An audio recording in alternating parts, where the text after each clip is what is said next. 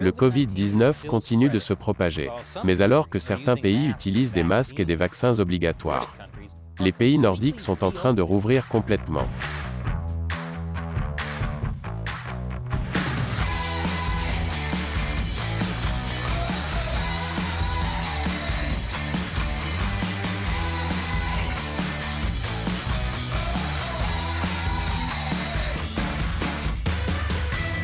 Bienvenue à l'émission Amérique dévoilée, je suis Chris Chappell.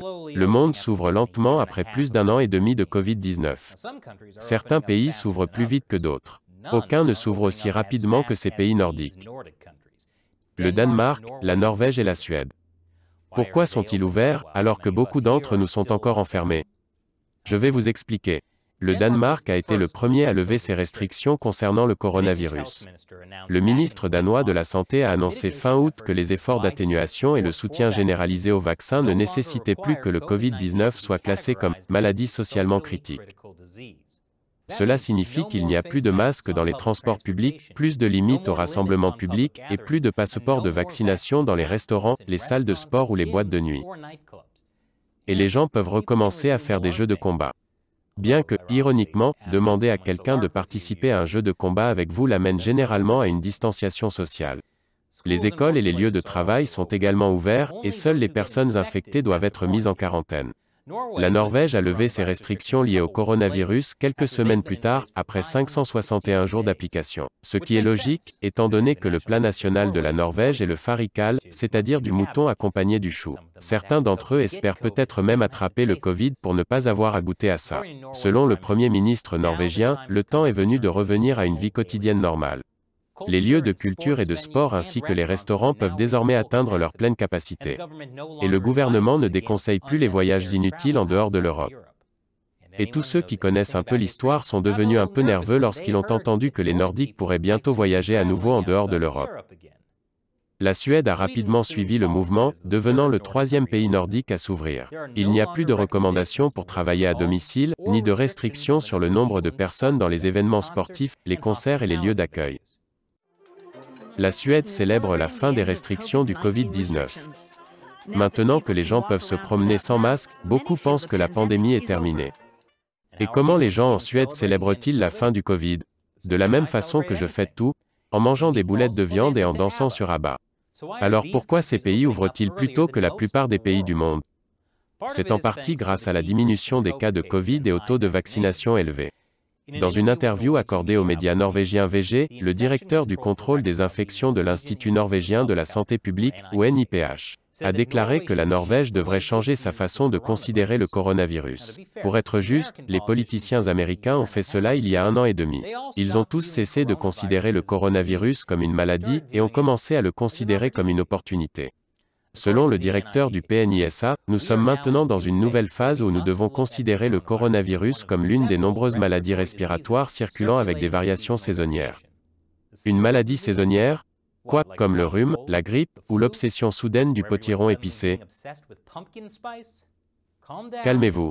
C'est juste de la cannelle et de la noix de muscade. Ça n'a pas sa place sur une pizza. Alors, cela signifie-t-il que le Covid est terminé si vous vivez en Norvège? Pas exactement. Je vous expliquerai cela après la pause. Bienvenue. Le directeur du contrôle des infections du NIPH déclare que si le Covid-19 n'a pas disparu, les Norvégiens doivent le considérer comme l'une des nombreuses maladies respiratoires circulant avec une variation saisonnière. Plusieurs médias ont alors interprété cela comme signifiant que nous pouvons désormais comparer le coronavirus à la grippe. Ce qui est ridicule, parce que si vous avez été dans n'importe quelle section de commentaires sur Internet au cours des 19 derniers mois, vous saurez que tout le monde avait déjà comparé le coronavirus à la grippe. Mais certains sites d'information en ligne ont pris cette histoire et l'ont reprise à leur compte. World Today News est allé jusqu'à dire que la Norvège a reclassé le Covid-19 comme une grippe commune. Et Free West Media est allé encore plus loin en affirmant que le coronavirus n'est pas plus dangereux que la grippe ordinaire. Et le Puffington Post a terminé ce jeu de téléphone en rapportant « La Norvège dit que Covid n'est qu'un lave-vaisselle pour singes grippés ». Mais ce n'est pas vrai. Tout d'abord, il est déjà bien établi que le Covid-19 n'est pas une simple grippe. Le Covid-19 se propage plus rapidement et tue un pourcentage plus élevé de personnes infectées que la grippe ordinaire. Tout comme il y a quelques années, lorsque le monde a connu la pandémie du défi Tide Pod. Il ne s'agissait pas non plus de la grippe. L'Institut norvégien de santé publique, ou NIPH, a fait tout son possible pour démentir publiquement l'affirmation selon laquelle Covid-19 n'est que la grippe, en précisant que cette déclaration était probablement une mauvaise interprétation d'une interview parue dans un grand journal norvégien. Lorsque le NIPH déclare qu'il abordera le Covid comme une maladie qui circule avec des variations saisonnières, il veut dire qu'il prendra des mesures sanitaires similaires à celles qu'il prend chaque année pour les maladies saisonnières. Si seulement nous, ici en Amérique, prenions des mesures sanitaires contre certaines maladies saisonnières. Cela ne signifie pas que les maladies dues au coronavirus et à la grippe saisonnière sont similaires. Alors, comment les trois pays nordiques se sont-ils comportés par rapport au reste du monde? J'y reviendrai après la pause. Bon retour parmi nous. Au cours des 18 derniers mois, les restrictions gouvernementales dans des endroits comme la ville de New York ont maintenu les gens dans leurs petits appartements toute la journée, et ont fait fermer de nombreux commerces locaux. Pendant ce temps, les pays nordiques sont restés relativement ouverts, du moins par rapport à l'Amérique, et aux pays d'Europe occidentale comme la France, l'Italie et l'Allemagne. Et les politiques de leurs dirigeants ont également tué beaucoup moins de grands-parents que celles d'Andrew Cuomo. J'attends toujours de voir s'il devra faire face à des conséquences pour cela. Ces trois pays nordiques ont une proportion de personnes vaccinées similaire ou légèrement supérieure à celle de la France, de l'Italie et de l'Allemagne. Tous ces pays ont un pourcentage de vaccination supérieur à celui des États-Unis. Le Danemark est le pays qui compte le plus de personnes vaccinées en pourcentage de la population.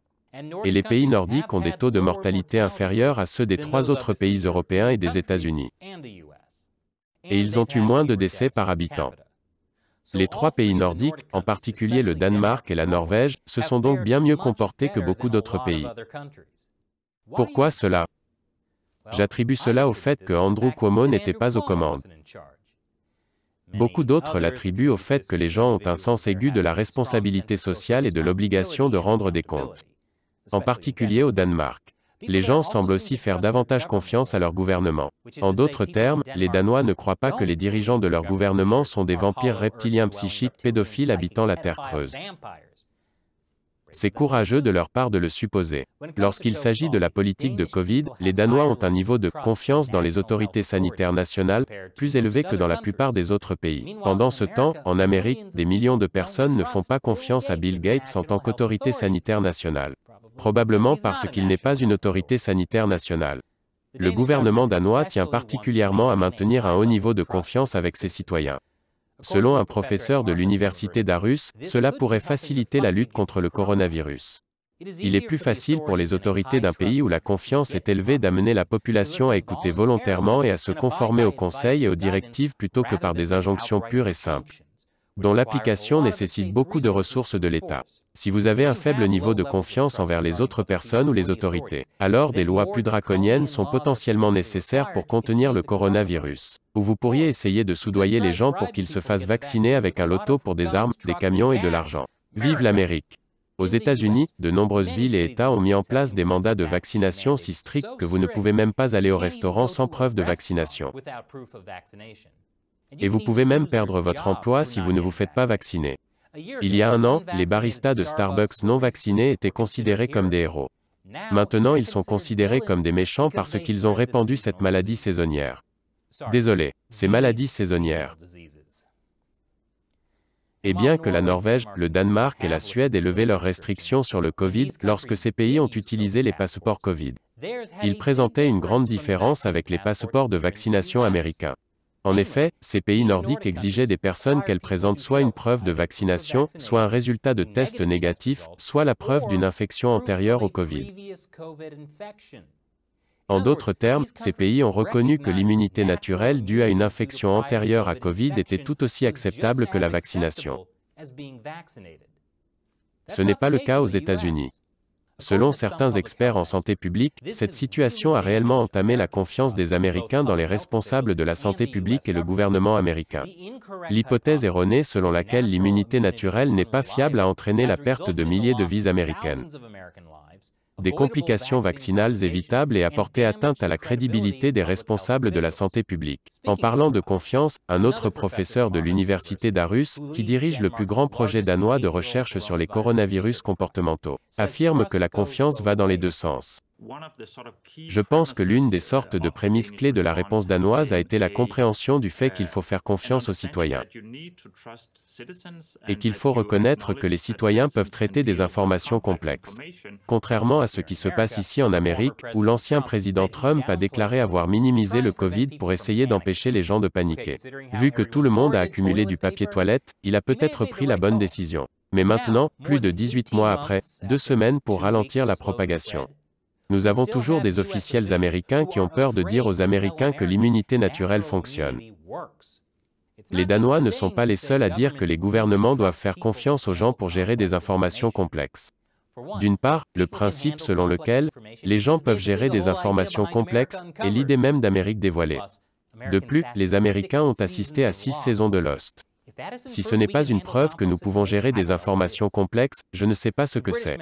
Le British Medical Journal estime que nous avons besoin d'une transparence qui ne soit pas filtrée par les communiqués de presse des entreprises ou les déclarations aux investisseurs, ou d'une sorte de pseudo-transparence dans laquelle les fabricants essaient d'atténuer ou de contrôler le message. Et une étude de l'Académie nationale des sciences affirme que nous devons même être transparents sur les caractéristiques négatives des vaccins, malgré leur rôle crucial dans la lutte contre la pandémie. Cela pourrait diminuer l'acceptation, mais augmenter la confiance. Bien sûr, je ne dis pas qu'il y a des aspects négatifs au vaccin, parce que le marteau de l'interdiction de YouTube plane toujours au-dessus de ma tête. Beaucoup de politiciens se sentent poussés à mettre fin à la pandémie aussi vite que possible. Et ils sont prêts à faire tout ce qu'il faut pour y parvenir. Confinement, obligation de se faire vacciner, fermeture des écoles, etc. Même lorsque les données sur les cas de coronavirus ne le justifient plus. Mais si ces règles sévères peuvent fonctionner au début, elles ont tendance à créer beaucoup de problèmes à la longue. Et elles sapent la confiance à long terme dans le gouvernement. Maintenir la confiance pendant la pandémie est essentiel pour les autorités sanitaires. À la fois si des vaccinations répétées sont nécessaires et en prévision de futures urgences sanitaires. Les pays nordiques semblent avoir compris cela. Dans une démocratie, le respect des conseils et des politiques publiques est fonction de la discrétion des citoyens. Et, par conséquent, les autorités doivent compter sur la persuasion et la conformité volontaire. La persuasion et la conformité volontaire? Je ne sais pas, ça ressemble à ce que dirait un vampire psychique pédophile reptilien habitant la Terre creuse. Juste pour nous faire baisser nos gardes. Et, malgré leur haut niveau de soutien aux politiques de Covid-19 du gouvernement, les Danois ne semblent pas avoir recours au blâme et à la honte pour se maintenir dans le rang. En d'autres termes, la plupart des gens ont suivi les conseils des autorités et n'ont pas pris sur eux de faire la police des autres. Mais si je ne blâme pas et ne fais pas honte à tout le monde autour de moi, comment vais-je me sentir mieux dans ma peau? Vous savez, à part manger des boulettes de viande en dansant sur Abba. Ici aux USA, le président Biden a atteint son objectif de 70% d'adultes vaccinés avec au moins une dose. Mais un mois plus tard, il a quand même commencé à mettre en place des mandats de vaccination, malgré sa promesse antérieure que la vaccination ne serait pas obligatoire. Vous pouvez voir comment cela diminue la confiance du public dans le gouvernement. La seule chose transparente chez Joe Biden, ce sont ses cheveux. Et le mandat de vaccination de Biden ne mène pas à la coopération, mais à des querelles partisanes sans fin. Ce qui rend tout ce que disent les responsables plus difficile à avaler que du farical. Alors qu'en pensez-vous? Laissez vos commentaires ci-dessous. Et si vous aimez cette émission, sachez que nous ne pourrions pas la réaliser sans le soutien direct de téléspectateurs comme vous. Visitez patreon.com/americauncovered et contribuez à hauteur d'$1 ou plus par épisode pour nous aider à poursuivre l'émission. Cliquez sur le lien ci-dessous. Encore une fois, je suis Chris Chappell, merci d'avoir regardé Amérique dévoilée.